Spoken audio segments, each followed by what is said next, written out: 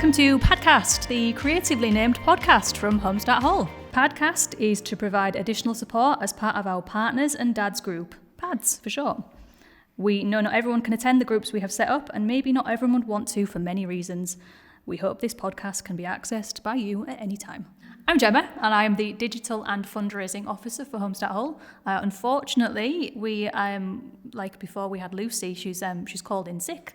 She's had to go home. She's very poorly, but we'd normally have her with us today, so get well soon, Lucy. Hope you feel better. But yeah, it's just me for today. You just have to chat to me. Sorry.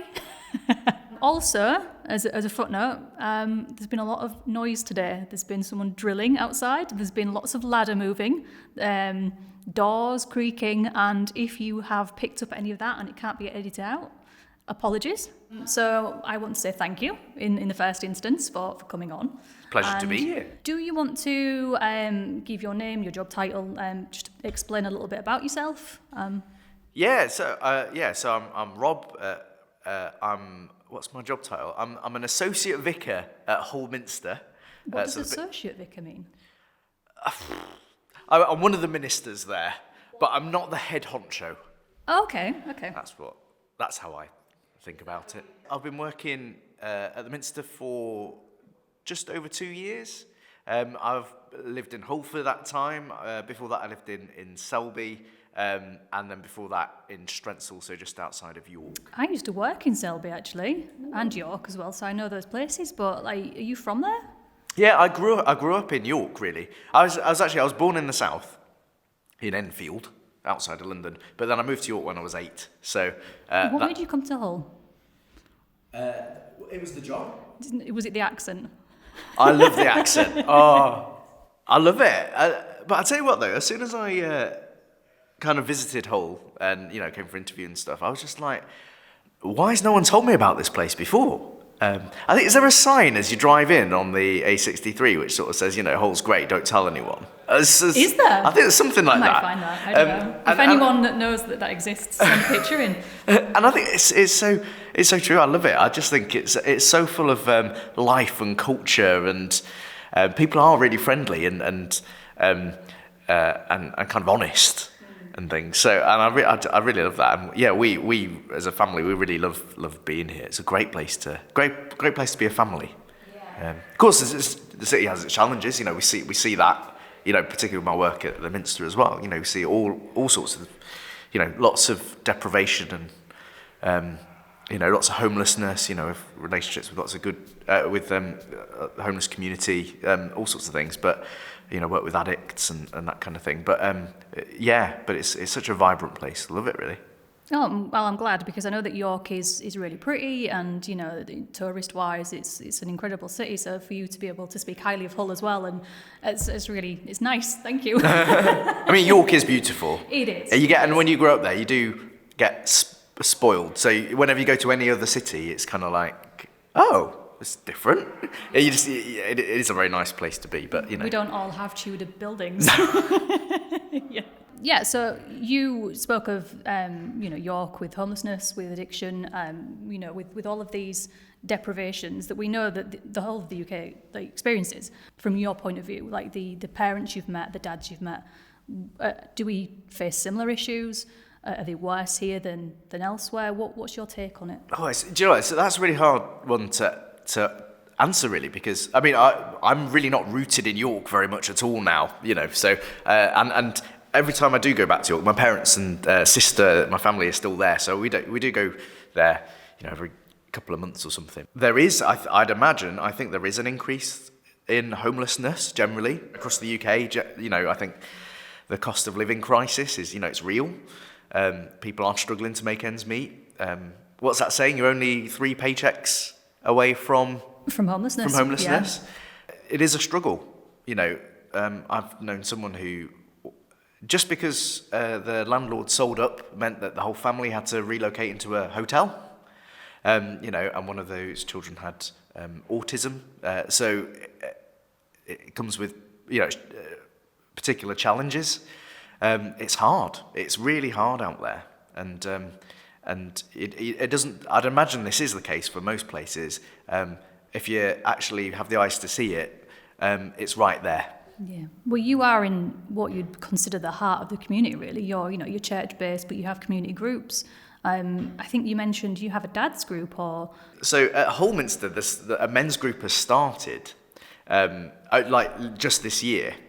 So I think they're meeting for the second time. And interestingly, the guy who leads it, a wonderful man called Tim, there is a real focus on well-being for men, particularly during the pandemic. I was part of a men's group, which to begin with, all we did is meet up on Zoom when that's all you could do, and we, I think, to begin with, we just chatted.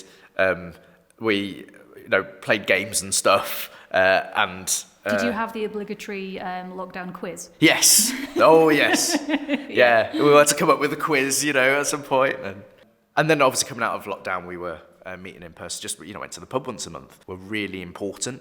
And particularly for me, because there was something just about chatting with your pals, over a pint. And I think we were all going through all sorts of different stuff at the time, but just being out, with a space that's kind of for yourself, but you're sharing it with others, and just talking about stuff was really helpful. I never want to generalize about gender, because it's always a spectrum, but my experience of sort of ministry, I think, is that for many blokes, it's not comfortable territory to be talking and sharing stuff with people or even other blokes. But it can be profoundly helpful, to chat with your mates, really. Well, I mean, this is one of the reasons why we have the Partners and Dads group, PADs, which I mentioned a little bit about when we met. And then also as well, this podcast, the whole point is that there may be people who feel that they're not comfortable or able to meet in person, or they can't for whatever reason, and I feel like the PADcast was born out of that awareness of those issues, where you might not want to speak with a person, but you might want the reassurance from others without being identified. You still have that anonymity, and also you can listen at any point. If you are up in the night with your child who is crying and screaming, or they've just gone to sleep, and you're in that unfortunate position where I can't move now, they're asleep and I'm not allowed to move, that you can just put some headphones in, listen to a podcast or do something, and that's the middle of the night. That doesn't rely on any services being open. It doesn't rely on ringing someone up and finding that they're not available or something. You can just listen to it. Yeah. So as a resource, that's one of the reasons we created this. And it's really nice actually that you've said the guys, and I know you said it's a general thing, but it's nice that you said that guys do struggle with that, because it at least shows us that we're hitting that mark, that we're representing those people that might find it difficult. Yeah, and I think, and that's why this is so commendable, really, and such a great thing. Hearing people's stories, experiences, sort of makes you realise, I'm not the only one experiencing this, and that's really powerful. Yeah.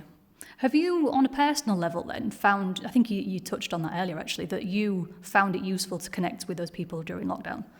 On a personal level, ministerial duties aside, did you find it useful for your mental well-being? Yes.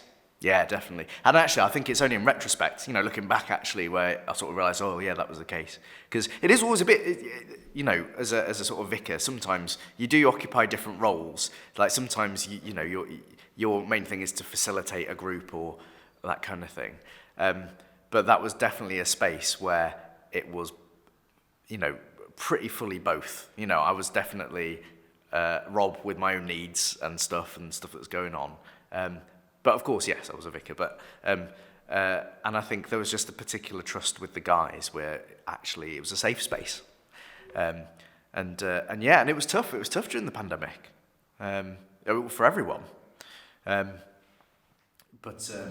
How old did you say your children are? Were any of them born around that time, or? Yeah, so Judah was, he's just a year old, but Reuben was born just before it wasn't just before, he was probably a kind of a year and a half-ish, I think, when the pandemic hit, which was both it's a mixed blessing, really. Because actually he was at an age where the pandemic didn't affect him massively. He wasn't aware.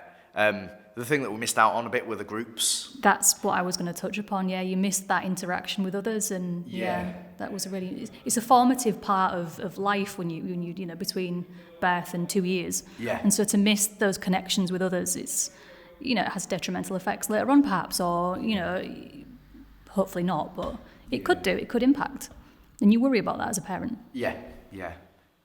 I think the strange thing that happened though during that time is because the nurseries were allowed to stay open, weren't they? So he still had, unlike anyone in primary school, preschools, secondary school, working, he had a degree of regularity of being able to go to nursery. Did he see more people than you did? Yes. He did. He had a bigger social life than you did. He did, and he still does. The thing for me that was actually quite nice was obviously because we were in lockdown, I had that sort of time with him. Obviously, we were working, and there was challenge. We work from home anyway.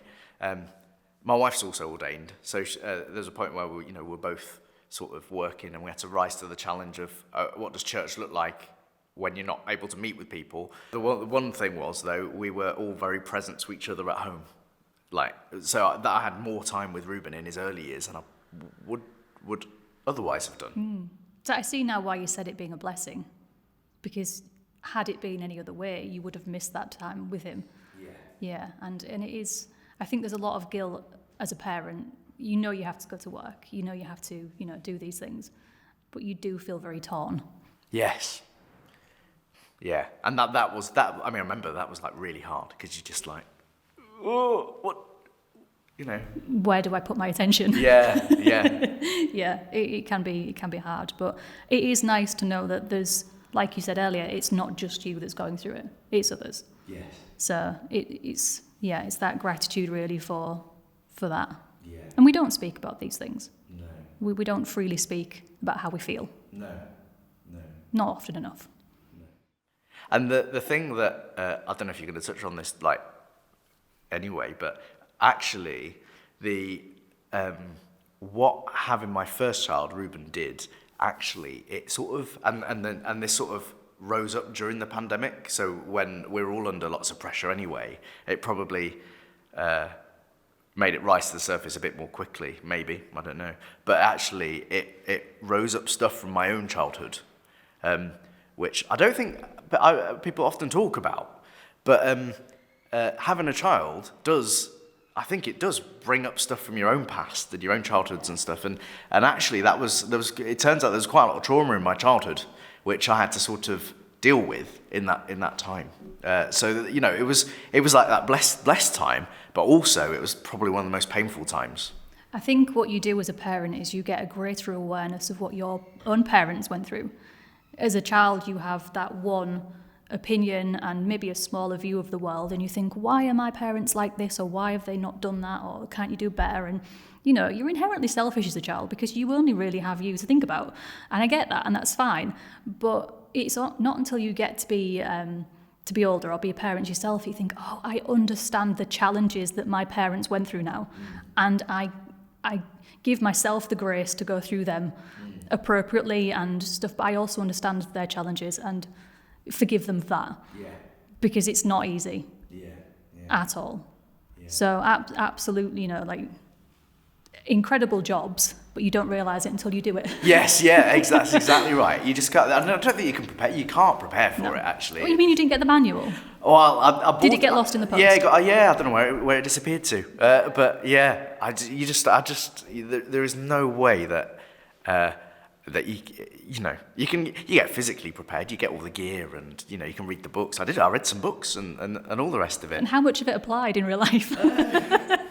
Like bits. Not bits. Yeah. And also, how much of the stuff that you bought did you use? Because I found a lot left over. I was like, I thought I'd need this and I don't. What is it? That's right. I know. Passing it on. And my child hates this. Yeah. Yeah. It turns out all they need is a box. Absolutely. Yeah. But nothing can prepare you for it. So we had our second child, and it's interesting the sort of almost felt like it went into this one a bit more like blasé. It's like, oh, we kind of know a bit more now. Well, we What don't need could half the possibly stuff. go wrong the second time? But they're all just so different, and actually there are different challenges with the second. You're parenting 2 rather than 1, so you're sort of less worried about the, can I keep my child alive? You've probably mastered that, but then it's like, oh, but how can I, splitting attention? That's quite a big one. Like, how can I, this one who's had all our love, and now suddenly, how's he going to have this? Will he still feel loved when we've got this other one that we have to, and he'll need a lot of attention. Will he be all right, and all that sort of stuff? Yeah. See, I only have the one child, and part of the reason, for health, I can't have another one. It's just I had an appalling, abysmal time, and I don't think I'd survive it mentally, emotionally, physically. Let's be honest. But people always say, "Oh, you're having another one?" And I'm like, "No," and then but you still think about it. And I always think, how can I possibly love a second child as much as I love my first one? And people say you can. Like, how did you find that? Did you feel like, how can I possibly deliver the same thing I did with my first one again?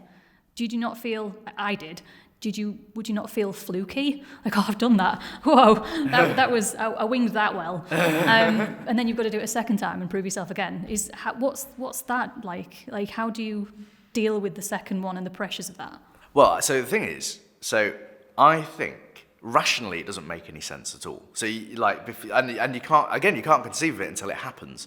Practically, you've got so much time, so much energy, emotional energy, and surely it has to be split between 2. Therefore, one will get less than the other. Halved. Yeah, it's halved, and therefore that must be detrimental to this child or this child. That's my thought anay. Yeah. Those are my thoughts, which is why I'm wondering how it works. Yeah, and actually what I've found is there is enough love to go around. It looks a little bit different. And actually, if anything, there are other things added to the mix, So with a second, so Judah, he really loves his big brother. He just thinks he's really funny.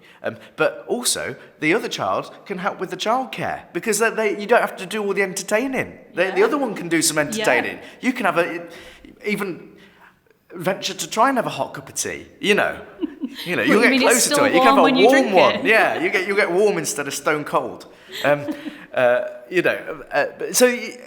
it's kind of, it happens. So there is a question that we like to ask generally for our guests, and that is, what advice would you give to a new dad?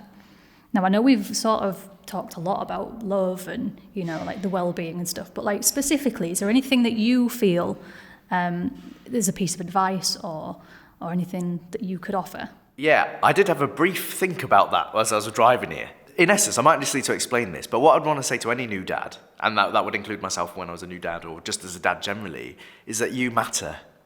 And what I mean by that is, I remember, particularly with the firstborn, but also with our second, but with the firstborn, I remember there's something kicks in when you have a child, and suddenly, I remember for me, it was like, right, I am this, guardian, protector. A lot of the attention, rightly so, is on the mum. She's just given birth. So you're having to look after her, to make sure that she's okay, your partner's okay, mum's okay, baby's okay, house is okay, the normal stuff of daily life needs to carry on. You're doing lots of stuff, and to begin with, it's kind of, the adrenaline's there, and you're sort of doing it, but it's a lot. And somewhere along the line, you have to deal with this thing. It's like, suddenly, you're a dad now. What does that mean? And this is probably often, it's alongside your working as well, and that stuff doesn't change. So somewhere along the line, it's kind of like, you have to kind of make sense of it yourself, and that's okay. I think as a bloke, I feel like at certain points it's like you just need to power through. But actually, I think I'd say, so in that sort of context, I'd say to a new dad, it's like, but you matter, and your well-being does matter. There's that saying, isn't there, that you can't pour from an empty cup? Yes. You've got to make sure that you're filled appropriately and well enough that you can actually look after others. Yeah. Otherwise, you're giving them half or a quarter of what you can normally give. And so really, when you're not looking after yourself, it's detrimental to everyone around. Yeah, and the best gift that you can give to your children, your spouse, partner, family, is the gift of yourself. And actually, if you empty that cup, then it's quite difficult to do. And like for me, in my journey, I told you about that sort of difficult period, particularly during the rose up in the pandemic. I had to seek some help for that, because it was at a crossroads. If I didn't, it really would have had a detrimental effect on my family. And it was kind of like, that's not an option, actually. Like, I need to do something about this. I'll get a bit deep here now, but that's part of being human, actually. It's recognizing that we all have limitations. We're all limited. But it's, I think, part of the art of life sometimes is learning to live within our limitations. Can't escape them, no matter how hard we try. No, we do try. I think just going back to what you said a few minutes ago, you said, it's a lot. Now, I pick up on that because this is the 3rd podcast we've done. And that is actually a statement that's been said this whole way through, without prompts, without expectation, but if you go back to our first one, you'll hear that exact same thing. I'm just a dad and it's a lot. And it is. And it's acknowledging that and understanding that you are also deserving of some time and attention, and you are not, you said about being a guardian and a protector, you totally are, I get that. But you also require the resources and the time and the love that mothers get to. Do you find that you've had that same experience that maybe your wife has had in the hospital or, maternity? I was discussing it earlier, actually, and I got a lot of attention because I was the one birthing the child. But I thought, how does a dad feel during that moment? I think in that moment you think, that's right, and that's how it should be, because giving birth is an amazing sort of thing, But you, as the protector and the guardian, you want to make sure that she's okay. Yeah, exactly. But you have to be well enough to make sure that happens. Yeah. But I think what you said before about, actually, do you feel like that was kind of recognised? In honesty, no. And I think actually in wider society it's still not. And I think that's the thing that needs challenging a little bit. Or not even challenging, that's probably a bit of a culture shift that needs to be made, actually, about esteeming the sort of the dad fatherhood bit. How do we get their voices to be heard? How do we get their voices to be heard? Yeah. Do you have any ideas? I'm not saying you should, because I think it's a very difficult one, and it does also depend on where you live and the society, the culture, the environment. There isn't an answer, but do you think that there is anything we could do better? I do think that word culture, I think, is probably the most helpful thing. I think quite practically, things will change when we start asking those questions and caring for the dads. And we can all do that in different ways, whether you're a new grandparent or an employer or a friend or a spouse. When you begin to see people doing that, and you've experienced a bit of it yourself, then you sort of realise how important it is. And I think that subtly changes things.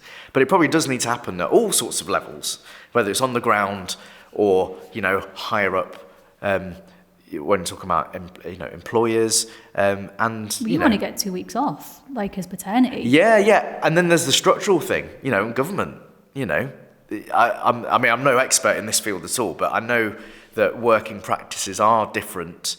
They're different across different sectors. So Jared would like to ask some questions. Go ahead, Jared. So I will preference this by saying I'm not a father, but I am an uncle. So based sort of kind of on what you've talked on, what you've spoken about, I'll work backwards because it will be easier. So most recently you talked about your experiences and how the culture's different. Looking at that as a purely social aspect, do you feel that there could be more in the sort of social acceptance of it as a male parent? For me, my own dad, my granddad, his dad, so on and so forth, the only celebration that they got of becoming a father was wetting the baby's head. My dad never smoked in his life. The only time he's ever smoked was when his 5 children were born at different times, like that. So do you think there's an opportunity for some sort of male equivalent of a baby shower? Because in my perception of it is it's kind of the job is done 9 months before, and the dad is just there as... You mean like more traditional celebrations or more opportunities to give to them? So what you're saying is that you want to move beyond just like Father's Day, you want bigger celebration, or do you think there is a need for more celebration for guys? There's this thing that I actually, on the back of that, want to talk about just briefly. I've only just heard about it. Might be an American thing, I'm not sure. Maybe I'm watching too much reality TV, I'm not sure either. A push present. Oh, yeah. I was like, what on earth is a push present? Yeah, no, I'm going to need that explaining. What's a push present? Is it like... Can I just say, I've got this in retrospect. My wife's like, where was my push present? Yeah. So I'm in debt. Yeah, you need 2. So I first heard about it on a reality TV, and I was like, she was going on about this push present. I was like, what is it? I don't want to ask. Partly because there's no one there to ask. I'm watching this by myself. But also because I don't know who to ask. What's going on? Anyway, eventually I found out that a push present is a present that you give your partner, your female partner, for pushing out your child. A push present. Yeah, essentially, the name itself gives it away. I never got one. I might need one too. But I wondered, is that... What's... Well, what is that? That's the child, isn't it? That's what I thought. This is my gift to you. My gift to myself is this child that I grew. It might be a bit of a prehistoric outlook. I'm a Yorkshireman. I don't spend money, you know. Exactly. I've crafted this gift out of a toilet roll, and you've gone all Blue Peter on it. But for me, it does. I appreciate what you're saying, Jared. There is an awful lot of celebration for women. And now with the introduction of this push present, apparently we get gifts now too. Yes. You know, so I fully understand what you're saying, Jared. Is there more of an opportunity to celebrate dads and obviously partners and guys and their... I think definitely. I mean, because actually, it's interesting, isn't it? Because like, where do these kind of, let's call them rituals, you know, or where do they come from? I suppose they come from cultural traditions, don't they? So, but a lot of the things that have been adopted, that, you know, they do come over from the States. I think there's a couple of things I want to say here, actually. Yeah, you're right. So yes, I think there is definitely a place for actually having a ritual for, I won't use that word, but having something for dads in the same ilk. Like, why not? Yeah. Like, and I think actually it probably is really important. And because actually rituals, or these things, the stuff that we do, are actually really important to life, actually. Can we get whole Minster to do some celebrations? Sure. Get the bunting out. Or the beers again, I don't know, whatever. You said you had 2 more questions. Yeah. So you also said about your own childhood, and I won't delve too deep into that. Yeah, I'm not a therapist, but I myself, having grown up, spent a lot of time going, I'll never do that when I'm grown up. I'll never do that when I'm a dad. My brothers are both the same, and we all catch moments of our dads in ourselves. So do you ever catch yourself like, I'll never do this thing that my dad did or my mum did? And do you catch yourself doing that as a parent? There's that sort of the apple never falls far from the tree and all that jazz, isn't there? In terms of, I think generally when you become a parent, like, it's amazing the stuff that you do that your parents did. Family kind of behaviours and things do tend to replicate down the generations, and actually, if you've been part of a really sort of loving sort of family and environment, the good stuff goes down as well as the not so good stuff, and it's always both. Like, there is no such thing as a perfect parent, and we all make mistakes, and that's part of life. And I think, part of the gift of growing up, hopefully, is that we can kind of come to terms with stuff that perhaps wasn't so good, and that we can forgive it, like you mentioned earlier on, Gemma. Yeah, I think there's an inevitability that you do kind of repeat, stuff that that comes out. And I mean, the funny is, my wife often, sometimes she'll like say something, she's like, oh, it's like what my mum would say. Yeah, it's funny, like, this, what comes out again, because, you do default to what you know. Oh, yeah. I mean, for me, it's the, as we move on and kids are getting younger and younger when they start to have their own theories about Santa Claus and the Easter Bunny and that, cannot confirm nor deny. There's the debate, do we tell them that Santa's real? Do we tell them that he's not real? I mean, sorry, he's not real? Well, that's what I say, cannot confirm nor deny. Is he not? He is surely within our own. It's so plausible. Yeah. So plausible. Plausible. But personally, I probably will tell my children that because the magic's important and the fun of it. But see, I firmly believe, and it could be objected by some people, but I firmly believe that life is hard, and being an adult is a very long. Hopefully, if I live long enough, it's a very long process. And I think you should maintain childhood and the magic of it for as long as possible. I agree with that as well. I don't know if everyone agrees. I'm 26, I still believe I'm a child. It's kind of going off your point about the pandemic. So you say your firstborn was just before the pandemic and you had a lot of the paternity time during lockdowns and that. How did you find the transition with your youngest? You would have had your 2 weeks and back to work kind of situation. Obviously, I don't know what the church had, but from a mathematics scientific point of view, the coming out of the pandemics for a lot of people has been just as stressful as being in it. So I just wondered how you found parenting in comparison out of the pandemic to in the pandemic. That's a really, really good question. Thank you. I've been brewing on that one for about an hour. You should have just interjected. I didn't want to. It's your podcast. That's why I was like, can I ask a question? Jared, you have a voice. And yes, I know. I didn't know if I was allowed to. I'm not a dad. Jared asks. That's good. Yeah, do you know what? Jude was born into a completely different context. So, for one, we were in Hull. He was born at the hospital here. That was different.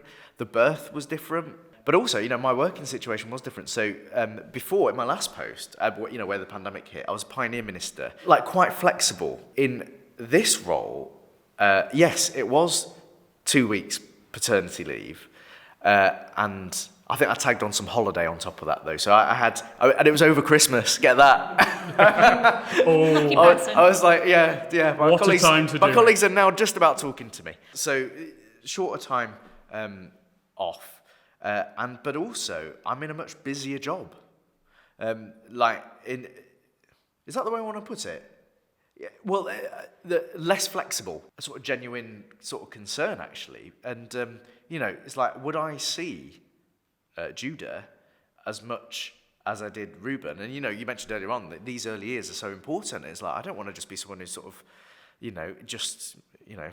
see him a bit at tea time and some bedtimes and that's kind of it. Whereas before I had like some real good quality time.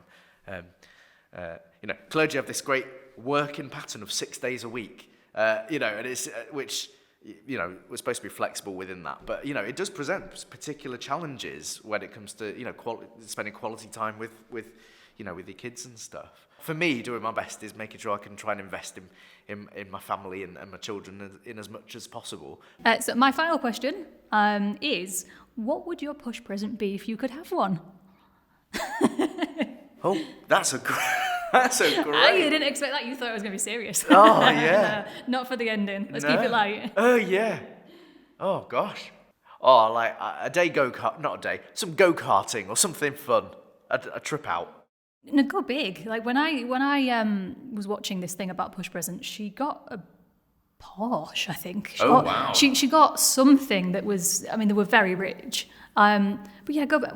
So you don't want a go-kart for the day. You just have a go-kart. I'll have a go-kart. And a track. Why not? Yeah, no problem. Yeah. Yeah, I'll have one of those. Yeah. So that'll be yours. What would yours be, Jared? I'd probably go down the route of the provider guardian kind of thing. I'd probably want some kind of like cool sword or something. A sword. So I'd like to say thank you very much, Reverend Rob, for dropping by. Thanks for having me. It's been a joy. Thank you very much for coming. It's been a pleasure to have you, and we really appreciate it. Your views have been invaluable. Thank you.